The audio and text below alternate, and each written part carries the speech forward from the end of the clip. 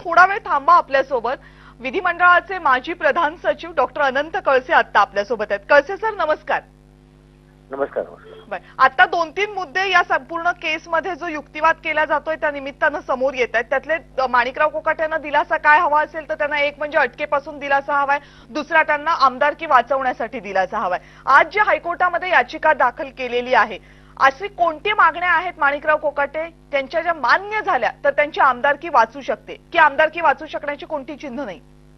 मुळात हायकोर्टाने त्यामध्ये कन्व्हिक्शन जे आहे त्यांचं 2 वर्षाची शिक्षा नाही, शिक्षेला स्थगिती नको, त्यांच्या अटकेला स्थगिती जर हायकोर्टाने दिली तर त्यांची आमदारकी वाचू शकेल आणि त्यांना अटकही होणार नाही।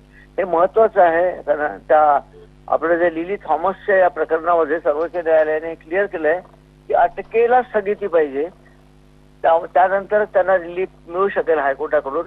तर त्यामध्ये तसंच कदाचित आर्ग्युमेंट त्या लाईनवर चाललं असावं असं मला दिसतं आणि हायकोर्टाने जर अटकेला स्थगिती दिली तर त्यांची आमदारकी वाचू शकेल आणि त्यांची जे काही पुढचे रिपरकशन आहे, परिणाम आहे, त्यातून ते मोकळे होऊ शकतील असं दिसतंय। बर, पण अटकेला स्थगिती देण्यासाठी कोणते महत्वाचे पॉइंट्स आहेत जे त्यांना मांडता येतील? कारण याच्या अगोदर त्यांनी हा सगळा प्रयत्न जिल्हा सत्र न्यायालयामध्ये पण केला होता, मग तिथे जे झालं होतं तसंच आता हायकोर्टामध्ये व्हायला हवं?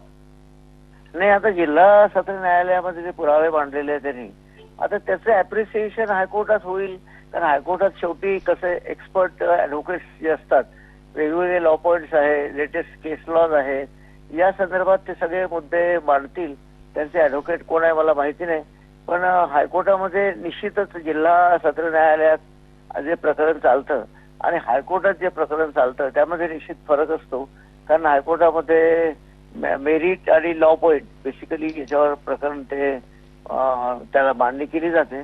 तर त्यामध्ये आता बघता येईल की कुठल्या मुद्द्यावर त्यांनी त्यामध्ये म्हणजे सत्र न्यायालयामध्ये कुठले मुद्दे मांडले होते आणि त्यावरती का अप्रिशिएट होऊ शकले नाही जिल्हा न्यायाधीशाला।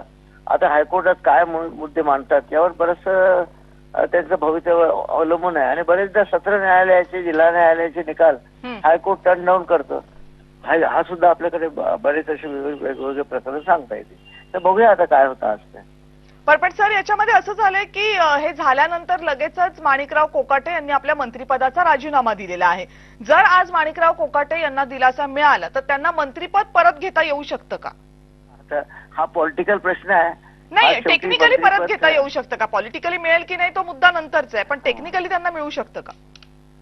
टेक्निकली मिळू शकेल, कारण मग ते काय जर हायकोर्टाने स्थगिती दिली तर त्या प्रकरणामध्ये असा विशेष काही अर्थ नाही किंवा लिगली साऊंड आहे प्रकरण असं सिद्ध होईल। माणिकराव कोकाटे साहेबांची जी बाजू आहे ती लिगली साऊंड आहे, कारण हायकोर्टाने त्याला स्टे दिलेला आहे। तर त्यामुळे कदाचित त्यांना मंत्रिमंडळात घेतलं जाऊ शकतं। म्हणजे ते चान्सेस त्यांच्यासाठी शिल्लक आहेत? निश्चित आहेत। सर खूप खूप धन्यवाद, तुम्ही ही सगळी माहिती सांगितली त्याबद्दल। डॉक्टर अनंत कळसे आपल्या सोबत होते। माणिकराव कोकाटे यांना जर हायकोर्टाकडनं दिलासा मिळाला तर आमदार